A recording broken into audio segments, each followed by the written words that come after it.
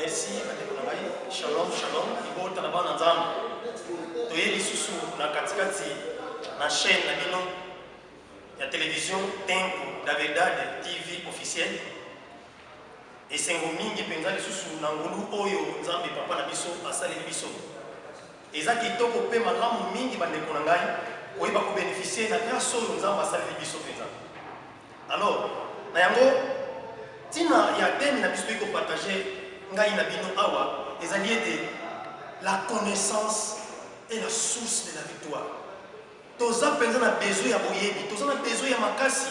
Na kati na mokili oyo tozali, mikakatano eza edele, bitumba eza edele. Epe na ntango tozali kolekisa coronavirus, toza penza na besoin ya makasi. Mais wapi tokozwila makasi yango? Yango toyebi ete source ya force ezali boyebi.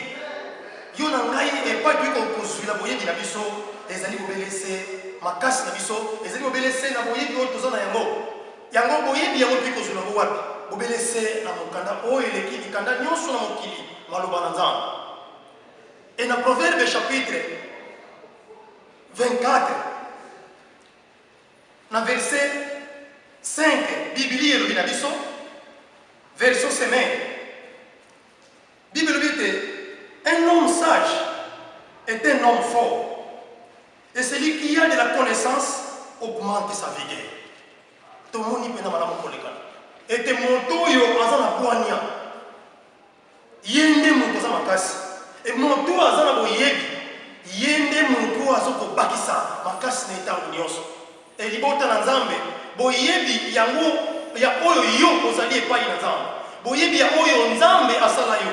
Boyebi ya oyo Satan pe kosala te epai na yo. Ya pe ba provision nyonso Nzambe abongisa pona yo na ngai libota na Nzambe. Yango ezali kosala te yo na ngai tolonga. Et tango nyonso wana tokoba ko planter conscience na biso bomoto biso nyonso na maloba na Nzambe ekosala ete bandeko na ngai Satana aba okosa biso te. Satana alonga biso te. Et puis kosa na ba Kristo mibale. Papi ko se différencier pona nzela ya boyebi oyo bango bazana yango. Na likambo moko ekoyela bango baza différent pona boyebi oyo bango baza ko posséder. Pour la force capitale, source capitale, il y a connaissance au monde et réaction et posani balé quand il y a des personnes différentes. Et raison pour laquelle il y a des gens tous araboyebi quand tout le monde est oyo nzambe azali oyo nzambe aloba pona biso oyo nzambe abongisa pona biso oyo nzambe azalisa biso oyo Yesu asala pona yo na ngai et boyebi wana nyonso ekotindika biso tozala makasi na ntango oyo tozali penza.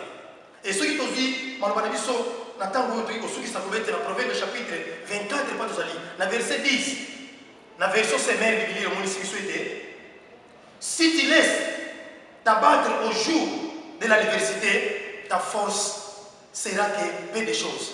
Et la version Louis II Biblia emonisi biso ete bandeko na ngai si tu t'affaiblis au jour de la détresse, ta force sera que détresse.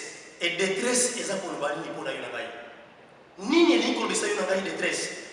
Et détresse elingi koloba na mokuse ete eza sentiment ya abandon, eza sentiment ya solidarité, solidité. Moto alingi kotikalaka ye moko na ntango ya pasi, na ntango ya mikakatano moto alingi kotika. E nalingi koyebi biso libota na Nzambe ete na moma oyo tozali kolekisa eza moma oyo yo na ngai sentiment ya abandon elingi koyela yo. Eza moma oyo yo na ngai sentiment ya solitude otikala yo moko ozala mosika na Nzambe epui kokomela yo. Mais yeba ya koleka na ete soki yo na ngai tolembi to abandonner Satan kolonga biso et malade kozala supérieur mpona biso. Mais oyo Nzambe asala mpona yo na ngai oyo Yesu asi asala mpona yo ngai makambo nyonso Nzambe abongisa mpona yo na ngai ata na tempo oyo tozali kolekisa ya pasi ya confinement ya coronavirus ya nzala okozala solitaire te okotikala yo moko te mpe Yesu Kristo aza na yo molimo santo na Nzambe aza na yo okotikala yo moko te Nzambe aza na yo. Promesse ezali je suis avec vous jusqu'à la fin du monde. Ozana Nzambe elongo pa yo zali na confinement na yo ozana Nzambe elongo pa ozali na confinement na zo koyebisa yo ndeko na ngai Nzambe atiki yo te ozali mwana epai na Nzambe Nzambe azali papa na yo atiki yo te ozana elongo koabandone foi na yo te epai na Yesu Kristo koabandone kondima te ata oyo ozali kona mbetu ya coronavirus koabandone foi na yo te Nzambe akobikisa yo mpe Nzambe abikisa yo zana boyebi ya oyo Nzambe asala mpona yo zana boyebi ya oyo Nzambe akosala mpona yo mpe oyo abongisa mpona yo nde kolonga po kozalisa yo moto makasi na kati na ntango ya pasi mpe na ntango ozali kozelekisa ya pasi mpenza.